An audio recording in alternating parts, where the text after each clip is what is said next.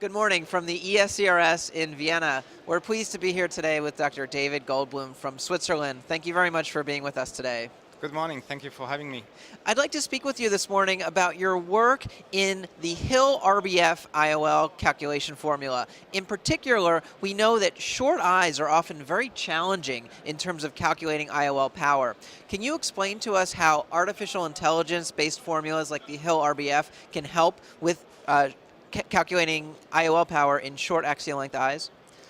The unique thing about the Hill-RBF is that it actually is not a formula, but it's a method, which is a statistical method, and hence it doesn't apply the optics, and also therefore we don't use flat lens calculation, but it's a pure statistical method.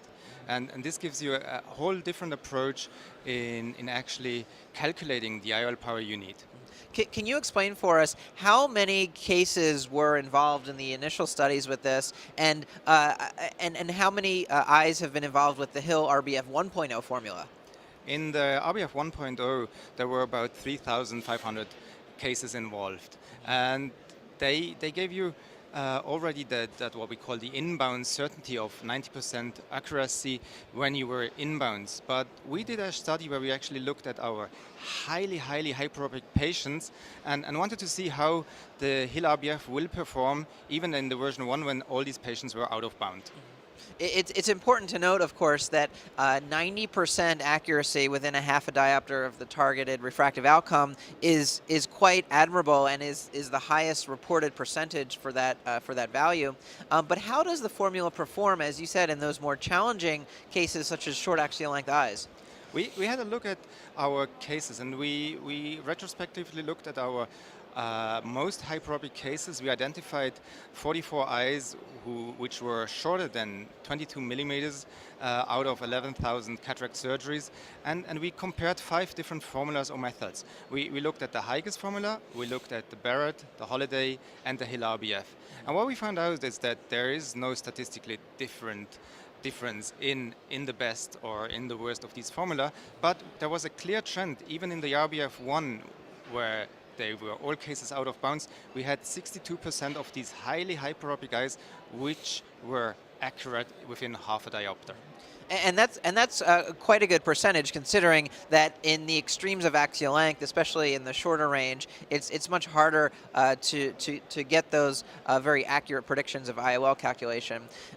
And the data that you're reporting now are for the Hill-RBF 1.0, but I understand that there has been an update to the Hill-RBF 2.0. Can you explain how the newer data have fared also? The database has been quite significantly enlarged. We have much more investigators now sending the data back to Warren Hill, and hence there's more than, I think it's about 15,000 cases now, and hence the inbounds values get much more accurate, even in the extremes highly myopic or highly hyperopic eyes. And we haven't done this yet for the back calculation on these cases on the Hill-RBF 2, but that's something we were thinking about. It will be great to see those data as they come out. And I'm curious, I know that you spoke about inbounds and out-of-bounds calculations. Can you explain for us from a clinical perspective how to handle an out-of-bounds result? For example, let's say you're operating on an eye that's 21 millimeters, a very short eye, and you do obtain some data that are considered out-of-bounds. How do you interpret those data clinically? The thing is with out of bounds, it gives you the certainty of uncertainty. So you will know beforehand that there might be something going with a surprise. What we will do, or what I will do, is I actually look at different formulas at the same time. So using the Lenstar, I have a printout where I have at the same time the Barrett, the Haag, the Hill-RBF, and the Olsen formula for the same IOL. And then I look at the different values, and then I most time err to the side of the Hill-RBF nowadays.